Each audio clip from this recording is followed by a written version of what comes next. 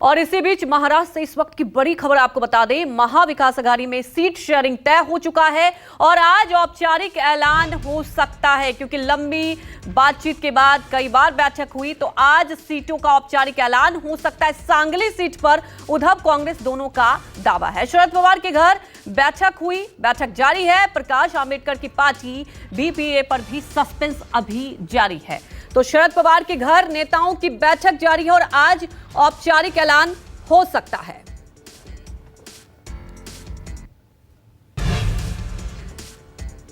शरद पवार साहब से चर्चा हुई है। अभी हम लोग सब बैठेंगे और जो छोटी मोटी बातें हैं उसके ऊपर हम निर्णय लेंगे। अभी सांगली वाली एक सीट है, अब कांग्रेस को लगता है कि उनकी परंपरागत सीट है। हमको लगता है कि अगर ये सीट शिवसेना लड़ेगी तो इस बार जीत जाएंगे, क्योंकि 10 साल से वहाँ बीजेपी जीत रही है। कोल्हापुर की सीट है जो सिटिंग सीट है हमारी, वहाँ सबने मिलकर तय किया कि अगर छत्रपति शाहू महाराज जी वहाँ लड़ना चाहते हैं तो उनके लिए, अगर कांग्रेस से लड़ना चाहते हैं या राष्ट्रवादी कांग्रेस से लड़ना चाहते हैं या शिवसेना से लड़ना चाहते हैं तो हम वो सीट छोड़ते हैं। शरद पवार साहब से चर्चा हुई है। अभी हम लोग सब बैठेंगे।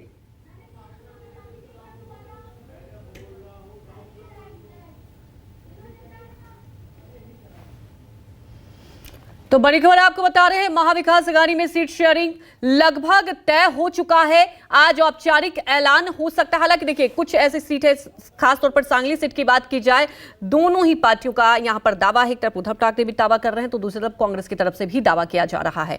बैठक जारी है। शरद पवार के घर महाविकास आघाड़ी के नेताओं का मंथन चल रहा है। आज औपचारिक ऐलान हो सकता है सीट शेयरिंग को लेकर। लगभग फॉर्मूला तय हो चुका है। अब देखने वाली बात यह है कि क्या जो फॉर्मूला तय हुआ है उसे लेकर जो पेच फंसा हुआ है जिन सीटों पर आज बातचीत के बाद, क्या वो तय हो जाएगा और हो सकता है कि आज औपचारिक ऐलान हो जाए। क्योंकि देखिए, अब जो इंडिया अलायंस है, साफ तौर पर अब जो सीट शेयरिंग जहां जहां पेच फंसा हुआ था, अब प्राथमिकता के साथ, क्योंकि हर पार्टी यही कांग्रेस के लिए कह रही थी कि कांग्रेस वक्त नहीं दे रही और अब बैठक चल रही है, बैठकों का दौर जारी है। आज औपचारिक ऐलान हो जाएगा।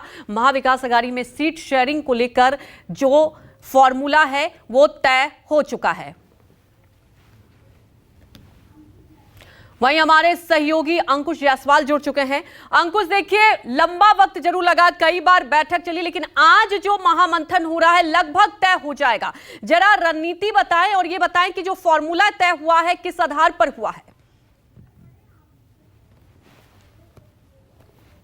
बिल्कुल सही कहा आपने। देख रहे हैं कि पिछले कई हफ्तों से बैठकों का दौर लगातार जारी है महाविकास आघाड़ी में, लेकिन अब तक जो है सहमति नहीं बन पाई थी। लेकिन अभी 95% हम कह सकते हैं, यानी 95% कह सकते हैं कि सहमति बन चुकी है। और 48 लोकसभा सीटों में ऐसी 4 से 5 सीटें ऐसी है जिसपे अभी भी सहमति नहीं बन पाई है और इसी को लेकर शरद पवार के घर पर यह बैठक शुरू है।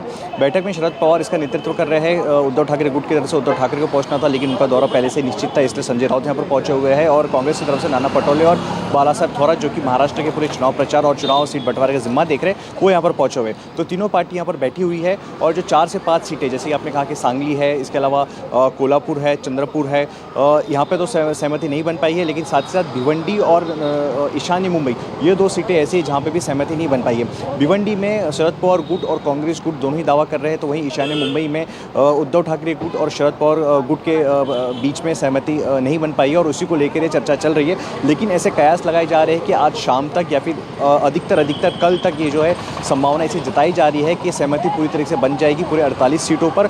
और हो सकता है कि सीट बंटवारे का ऐलान आज शाम को मुमकिन है या फिर कल इसे मुमकिन है। इस बैठक में कई सारी बातों का जिक्र, चर्चा चल रही है, ना सिर्फ इन 4-5 सीटों पर बल्कि रणनीति किस तरीके से होगी, चुनाव प्रचार में कौन से काडर किस सीट पर किस तरीके से सहयोग करेगा, क्योंकि हर सीट का अलग अलग अपना समीकरण है, उसको लेकर भी चर्चा की जा रही है। और सबसे महत्वपूर्ण बात है कि वंचित बहुजन आघाड़ी से महाविकास आघाड़ी के प्रमुख नेताओं की पिछले कई दौर में बैठक चलती हुई है, कई बार चर्चा हो चुकी है, लेकिन अब तक कोई सहमति वंचित बहुजन आघाड़ी की और महाविकास आघाड़ी की बन नहीं पाई है।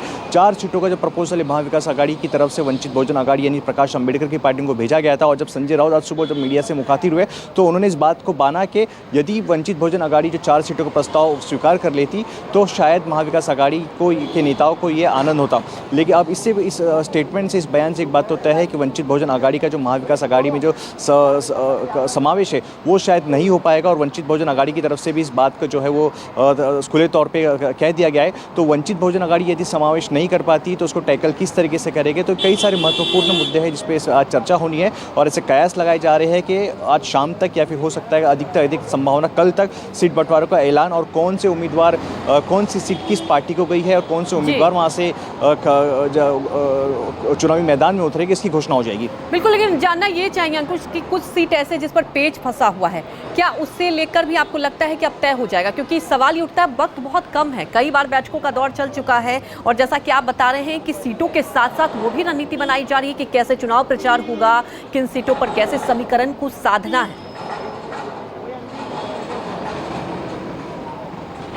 जी बिल्कुल, जैसा कि मैंने कहा कि 95% लगभग जो सहमति वो बन चुकी है।